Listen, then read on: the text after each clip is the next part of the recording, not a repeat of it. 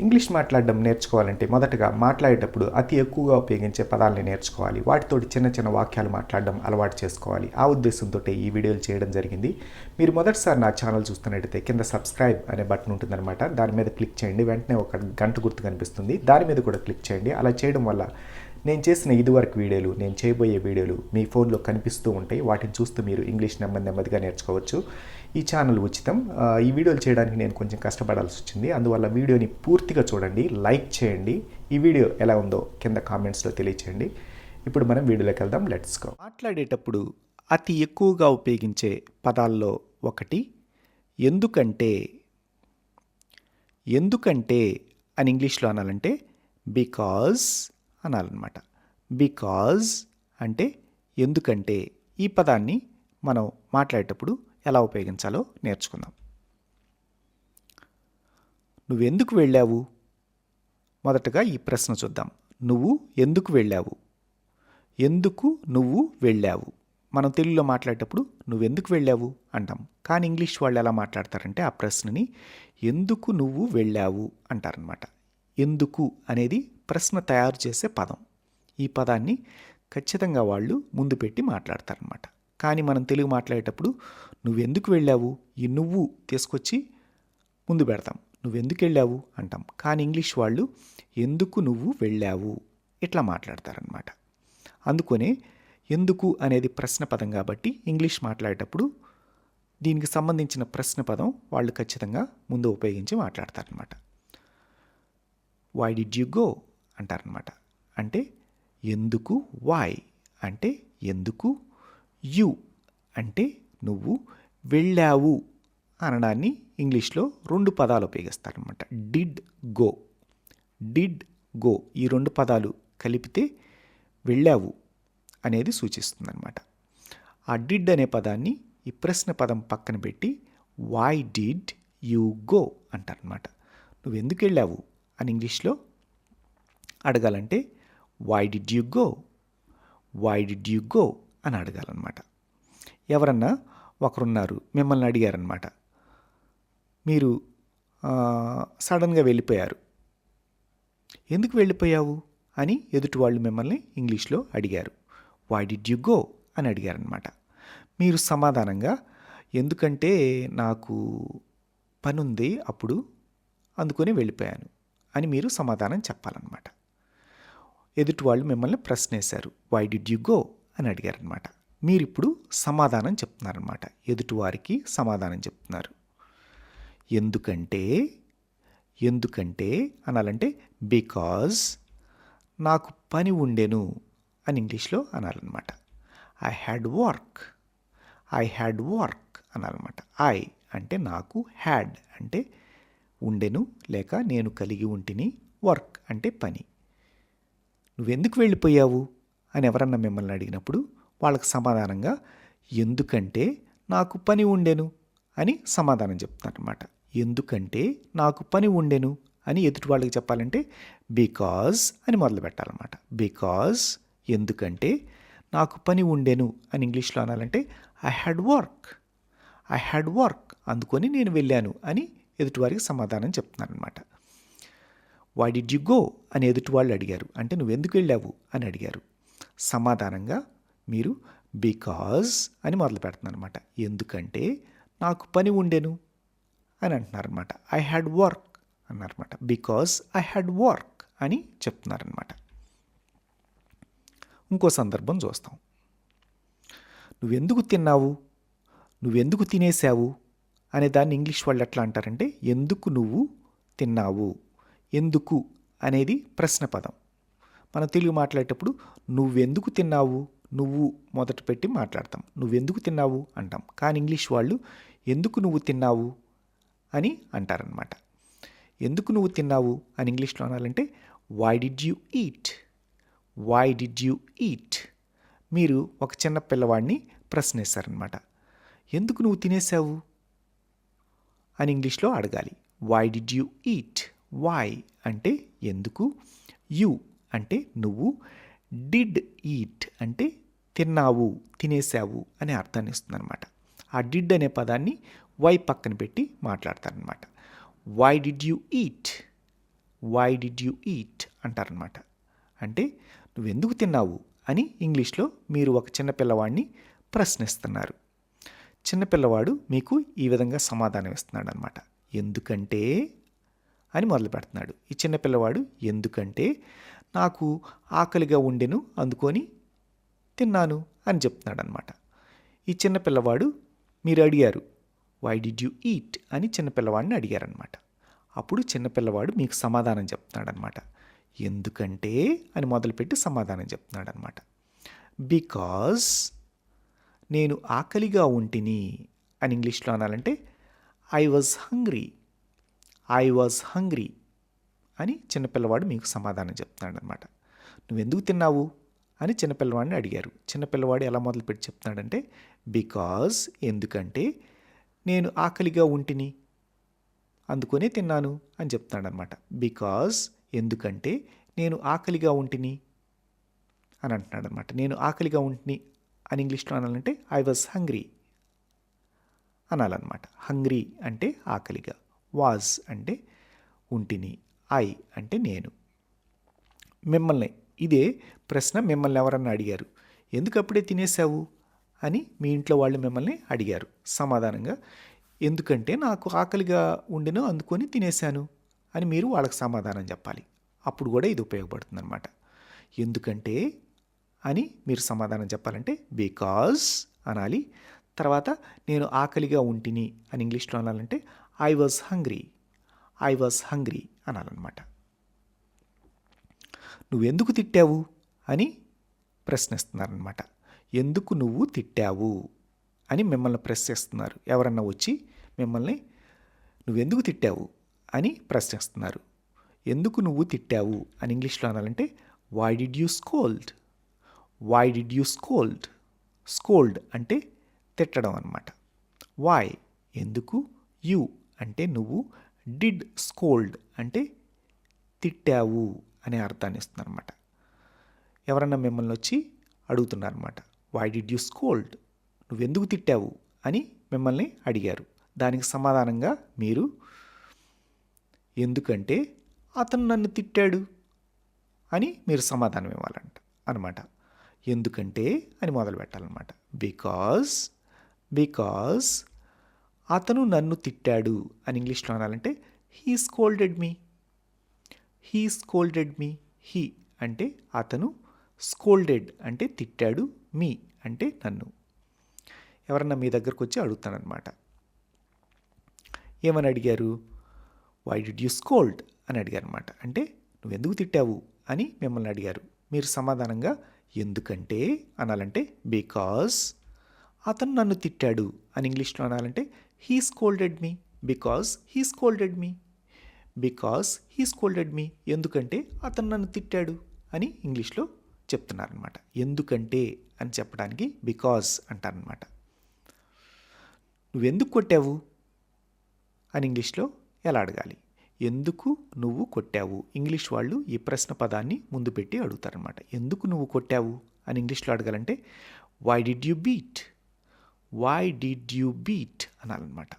Why అంటే ఎందుకు, you అంటే నువ్వు, డిడ్ బీట్ అంటే కొట్టావు.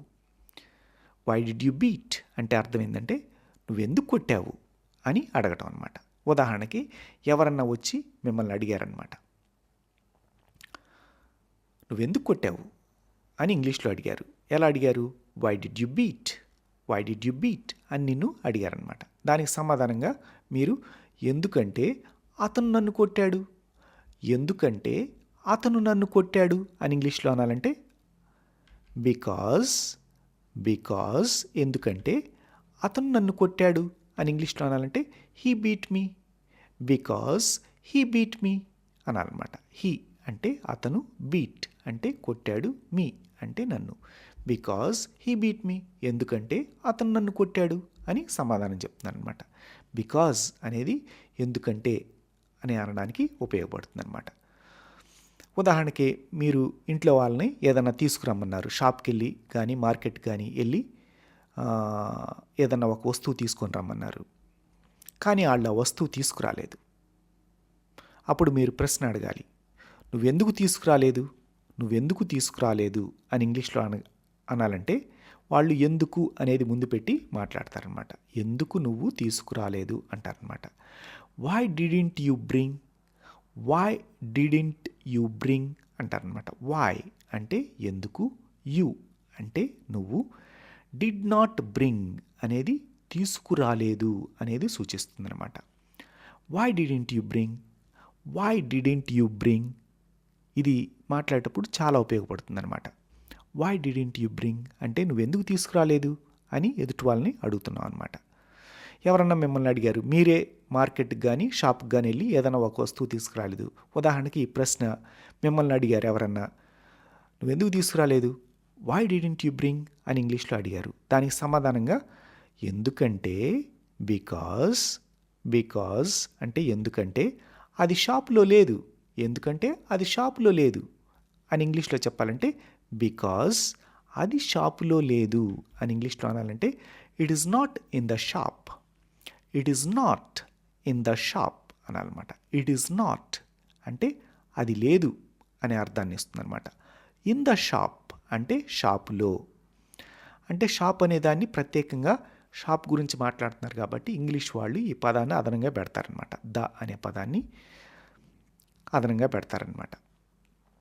It is not in the shop, it is not in the shop అనాలన్నమాట. అంటే అది షాప్లో లేదు. అదేవిధంగా అది మార్కెట్లో లేదు. మీరు మార్కెట్కి వెళ్ళి ఏదైనా తీసుకురాలేదు, అది తీసుకురాలేదేంది అని మిమ్మల్ని వాళ్ళు ప్రశ్న అడిగారు. సమాధానంగా ఎందుకంటే అది మార్కెట్లో లేదు అని చెప్పాలంటే ఎందుకంటే అనాలంటే మొదటగా బికాజ్ అనాలి.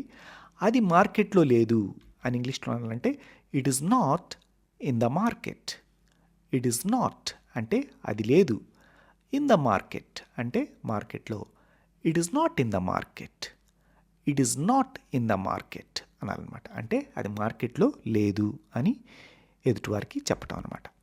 అదేవిధంగా మాట్లాడేటప్పుడు ఈ బికాజ్ పక్కన ఆఫ్ అనే చిన్న పదం పెడితే అది వలన లేక వల్ల అనే అర్థాన్ని ఇస్తుందన్నమాట. బికాజ్ ఆఫ్ అంటే వలన లేక వల్ల అనే అర్థాన్ని ఇస్తుందన్నమాట. ఇది కూడా మనకి మాట్లాడేటప్పుడు చాలా ఉపయోగపడుతుంది. ఉదాహరణకి ఎందువలన, ఎందువల్ల జరిగింది అప్పుడప్పుడు అంటూ ఉంటాం, ఎందువల్ల జరిగింది అంటూ ఉంటాం. మొదటగా ఎందువలన లేక ఎందువల్ల అని ఇంగ్లీష్లో అనాలంటే because of what, because of what అనాలన్నమాట.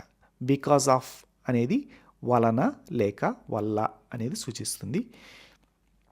What అంటే ఏమి, ఎందువల్ల అన ఇంగ్లీష్లో అనాలంటే బికాజ్ ఆఫ్ వాట్ అనాలన్నమాట.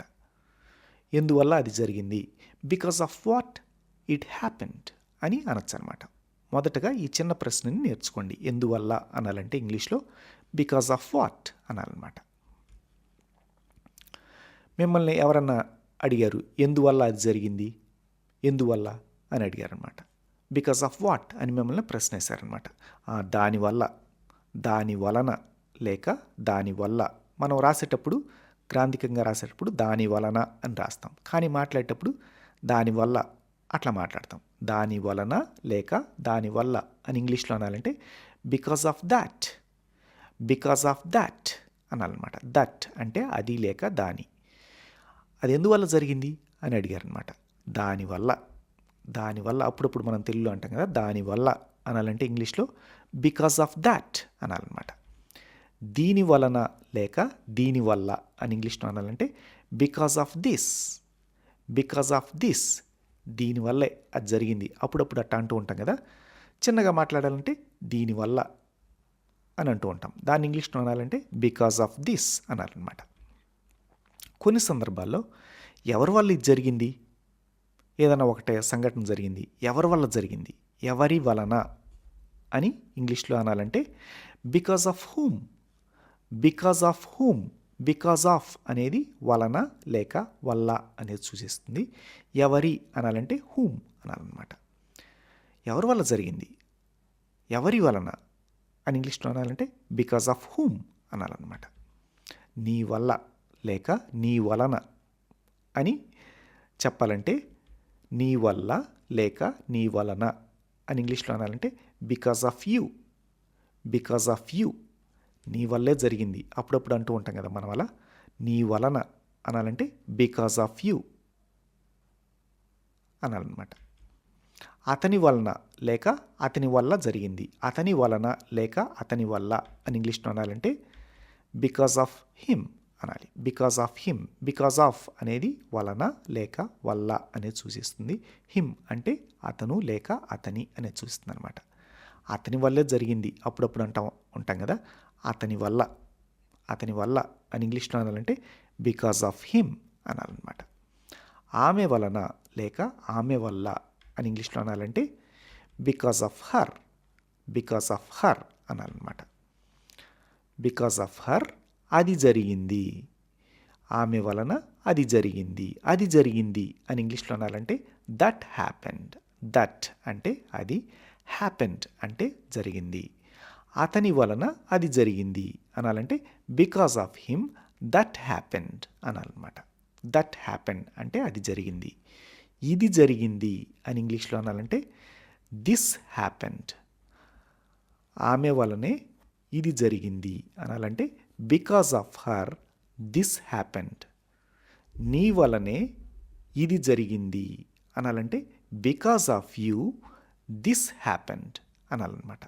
అట్లా బికాజ్ ఆఫ్ అనేది మాట్లాడేటప్పుడు ఉపయోగపడుతుంది అనమాట. దిస్ హ్యాపెండ్ అంటే ఇది జరిగింది.